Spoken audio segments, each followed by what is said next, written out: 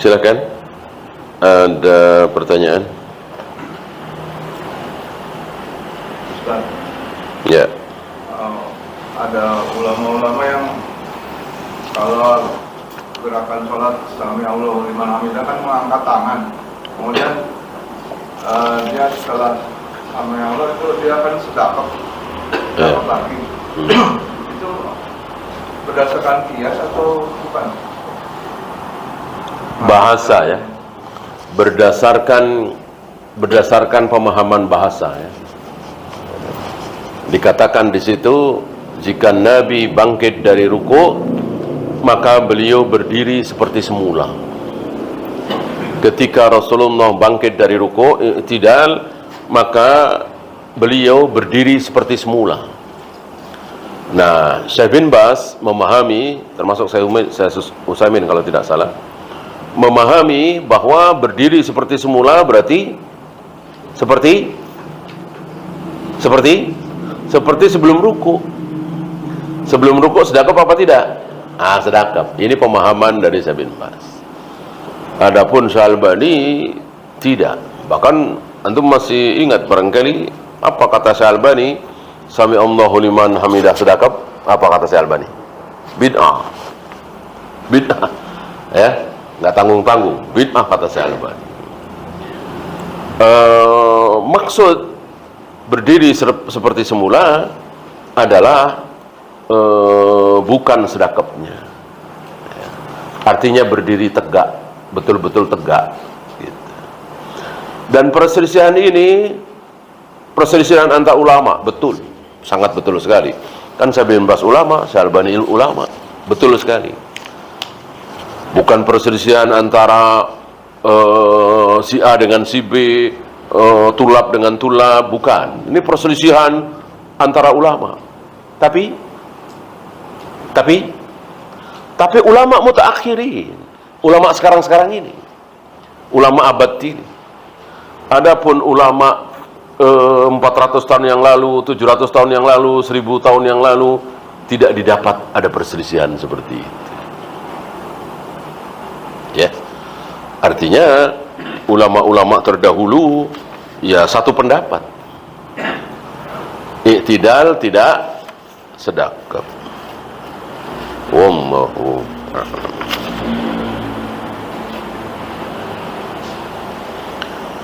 Apakah setiap orang berhak berdalil dengan kias? Lalu siapa saja yang berhak berdalil? Tentu ulama ya pelajar ya. Artinya yang belajar lah. Kalau semua orang ya rusak, nanti bisa salah kan? Gitu. Ya, antum bisa, antum belajar, antum tahu kaidah. Ya. Nah, sementara saudara-saudara kita mungkin baru ngaji, mungkin baru taubat dari firqah dolal, torekot-torekot sufiyah yang sama sekali jauh dari ilmu, atau mungkin baru saja masuk Islam. Ya jangan gegabah. Ya.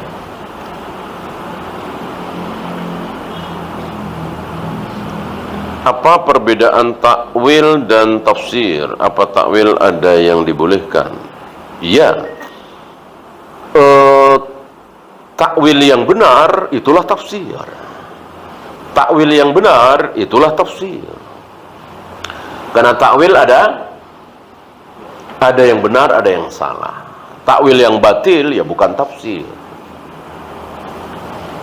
Maka ketika ayah ibu Nabi Yusuf berikut 11 saudaranya semuanya sujud berbarengan kepada untuk Nabi Yusuf, dan waktu itu sujud kepada sesama manusia masih dibolehkan, dan mereka tidak tahu kalau itu adalah Yusuf karena sudah berpisah puluhan tahun dari kecil. Setelah dijelaskan, Nabi Yusuf mengatakan, hadza ta'wilu ru'yaya min qabl. Ini takwil mimpiku dulu wahai ayah. Apa? Tafsir. Tafsir mimpi. Takwil yang benar. Adapun takwil yang batil ya bukan tafsir. Takwil yang batil seperti mentakwil Allah bersemayam di atas arsy, ditakwil dengan Allah menguasai arsy. Allah turun ke langit dunia setiap sepertiga malam, yang turun bukan Allahnya tapi rahmatnya. Ini takwil yang batil. Istilahnya apa? Takwil yang batil istilahnya tahrif. Takwil yang batil istilahnya tahrif. Siapa yang paling getol tahrif? Yahudi. Al-Quran menjadi saksi bahwa orang-orang Yahudi ahlul kitab mentahrif, yuharrifuna al-kalima amma wadi'ihi. Mereka telah mentahrif, merubah-rubah ayat Allah dari tempat semula.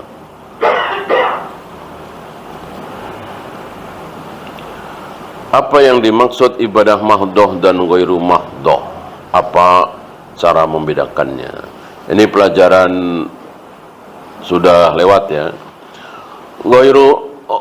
Ibadah mahdoh itu sholat, wudu, tayamum, azan, qomat, tawaf, sa'i, melempar jumroh.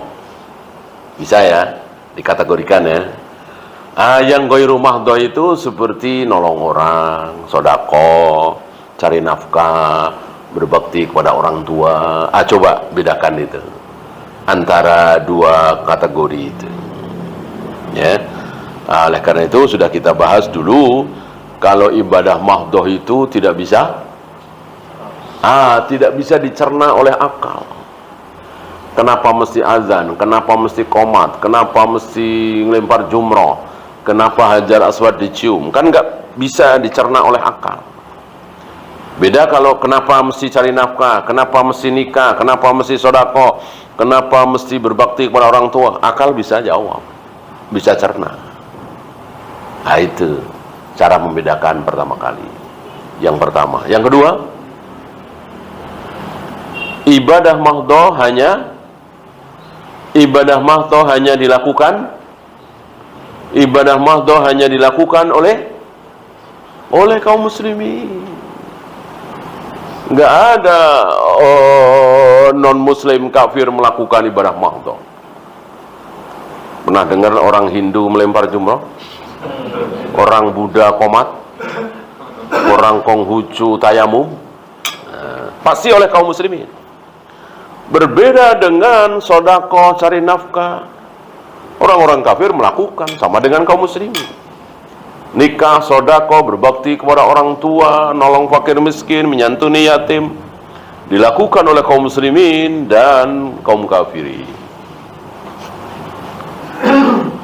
Itu yang kedua. Yang ketiga, ibadah mahdoh belum ada manfaatnya di dunia ini, belum ada manfaatnya. Ibadah mahdoh manfaatnya nanti di akhirat. Dari sholat kita, tayamum kita, adzan kita, qomat kita belum mendapatkan manfaatnya. Nanti seandainya ada manfaat, taruhlah gara-gara puasa, kemudian sehat, kemudian langsing, itu bukan tujuan. Itu bukan tujuan. Manfaatnya, tujuannya nanti di akhirat. Berbeda dengan cari nafkah, sodako, manfaatnya langsung kan terlihat. Itu 3 cara membedakan mana yang mahdoh, mana yang ghairu mahdoh. Nah, yang harus mencontoh Nabi, tidak boleh lebih dari Nabi, itu yang mahdoh. Adapun ghairu mahdoh nggak perlu nyontoh Nabi. Kita sodako, kita berbakti kepada orang tua, kita menyantuni fakir miskin, tidak perlu mencontoh Nabi SAW. Caranya beda dari Nabi, nggak masalah. Yang harus mencontoh Rasul dan para sahabat adalah sholat, tayamum, wudu. Nabi bismillah, kita bismillahirrahmanirrahim aja dosa.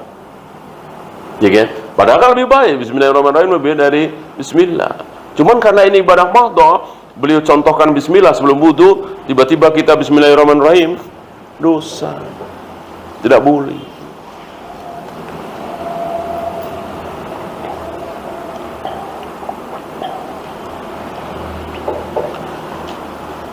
Ketika masbuk, lalu imam selesai, lalu kita melanjutkan sisa rakaat, tiba-tiba ada yang menepuk tanda bahwa kita dijadikan imam. Apakah makmum yang salat seperti ini, yaitu menjadi orang masbuk sebagai imam sah? kalau kita sebagai imam yang ditepuk, ya sudah ya, mau ngapain lagi, nggak ada yang bisa kita lakukan, ya kan. Nah, cuman kalau kita, ya nggak usah ya, nggak usah ya. Ini kan di masjidnya kaum muslimin, ya seperti masjid ini ada imam rawatib dan seterusnya. Sering kita bahas bahwa jamaah yang sunnah yang dicontohkan oleh Rasul dan para sahabat adalah jamaah pertama. Adapun jamaah kedua, ketiga, keempat ini dibid'ahkan oleh 4 imam mazhab. Berarti waktu itu sudah ada ya. Sudah ada bid'ah itu di zaman Imam Syafi'i, di zaman Imam Hanafi. Bid'ah. Oleh karena itu Ibnu Umar pernah bertiga datang ke masjid, sholat jamaah sudah selesai. Mereka bertiga pulang berjamaah di rumah. Kenapa? Karena tidak boleh ada jamaah kedua, ketiga, keempat. Dan dalam hal ini Syekh Albani keras sekali ya membid'ahkannya. Kecuali ada yang bersedekah. Kalau ada yang bersedekah seperti Abu Bakar, boleh ya.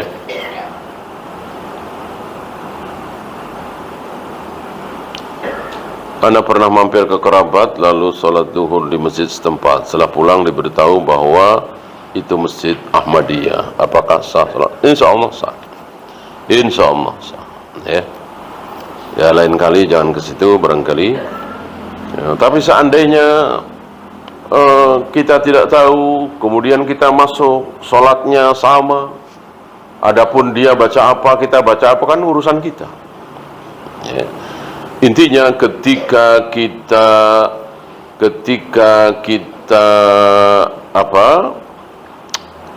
masuk sebagai makmum, maka kita tidak perlu tahu imam manhajnya apa, akidahnya apa, nggak perlu tahu. Repot sekali kita mampir masjid sholat pakai nanya dulu ini imamnya orang apa. Tidak perlu dan tidak boleh ya.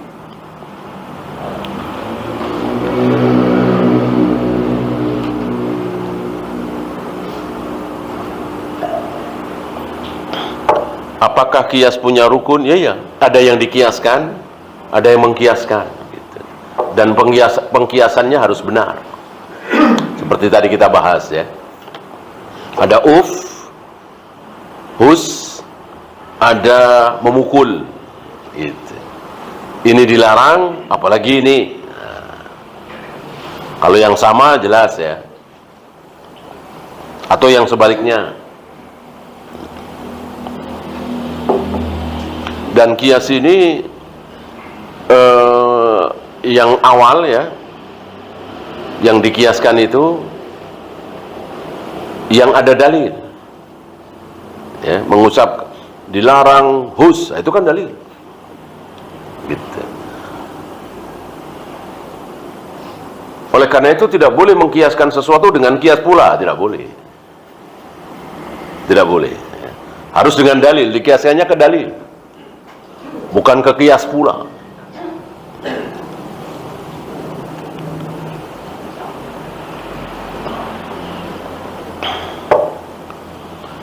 Menjawab azan yang terdengar dari masjid, kemudian membaca doa setelah azan, namun terdengar lagi azan dari masjid lain. Yang pertama saja, yang terdekat, yang kalau terlalu berdekatan saut-sautan, nah itu banyak di negeri kita ya. Yang pertama, mungkin kan ada beda ya, entah setengah menit, entah 1 menit. Yang pertama. Kecuali ada yang dekat, ada yang jauh, kita yang paling dekat. Wallahu. Habis? Kalau habis kita akhiri. Subhanakallahumma bihamdika asyhadu an la ilaha illa anta astaghfiruka wa atubu ilaik. Assalamualaikum warahmatullahi wabarakatuh.